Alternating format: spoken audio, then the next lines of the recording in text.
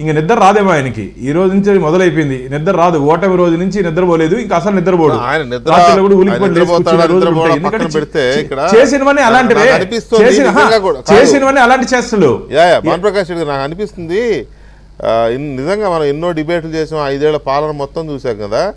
5 ఏళ్ల కాలంలో ఏనాడైనా ఇదిగో జగన్మోహన్ రెడ్డి గారి పాలనలో ఇవి కన్స్ట్రక్ట్ చేశారు, ఈ భవనాలు లేదా ఈ బ్రిడ్జిలు లేకపోతే ఎక్కడన్నా చూసాం మనం. ఇప్పుడు అనిపిస్తుంది ఈ పార్టీ కార్యాలయాలు తప్ప ఆయన జమానాలో కట్టడం అంటూ ఒకటి జరిగిందంటే ఏం లేదు కదా.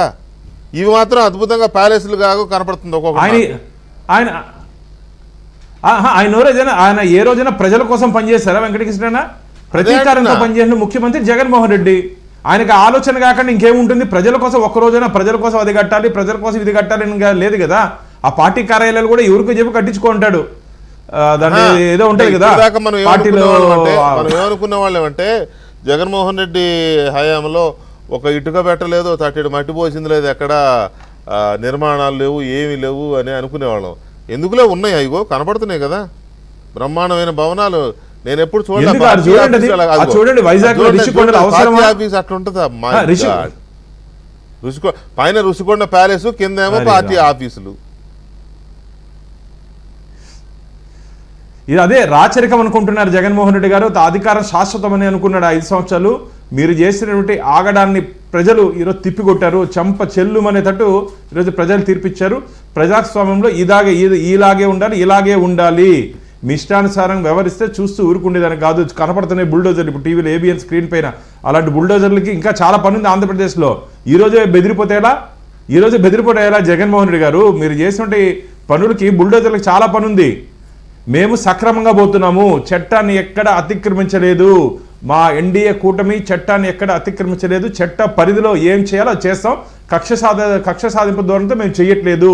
ఆంధ్రప్రదేశ్ ప్రజలు మమ్మల్ని అభినందిస్తున్నారు ఈరోజు. ఎస్, మంచి పని చేశారు. మొదటి రోజే ఈ అక్రమ కట్టడాల మీద ఇలాంటి చర్యలు తీసుకున్నారు, శభాష్ అని చెప్పి ప్రజల దగ్గర నుంచి మాకు అభినందనలు వస్తున్నాయి. మీరేమో ఏడుస్తున్నారు. ఈరోజు మీ సొంత ఊరికి వస్తే కూడా మీకు మనుషులు లేరు.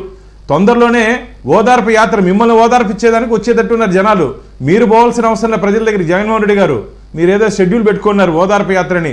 అవసరంలా మిమ్మల్ని ఓదార్చేదానికి కొందరు, అందరు కాదు కొందరు మిమ్మల్ని నమ్ముకున్న కొందరు వచ్చి ఓదార్చే రోజులు దగ్గరలో ఉన్నాయి.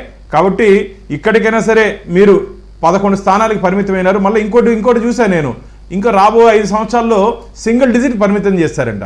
అయ్యే జగన్మోహన్ రెడ్డి గారు 2019లో మీకు వచ్చిన స్థానాలు 151, ఈరోజు 11.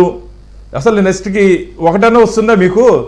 మీ పని మీరు చూసుకోండి అయ్యా, మీ పని మీరు చూసుకోండి. వచ్చిన 15 రోజుల్లోనే ఇంత ఎగిరి పడితే 5 సంవత్సరాలు చాలా ఉంది ఇంకా. కాబట్టి మీరు మీ పరిధి దాటి మాట్లాడుతున్నారు. కాబట్టి ఓటమి భయంతో, ఓటమి దీంతో జీర్ణించుకోలేక జగన్మోహన్ రెడ్డి గారు ఏదైతే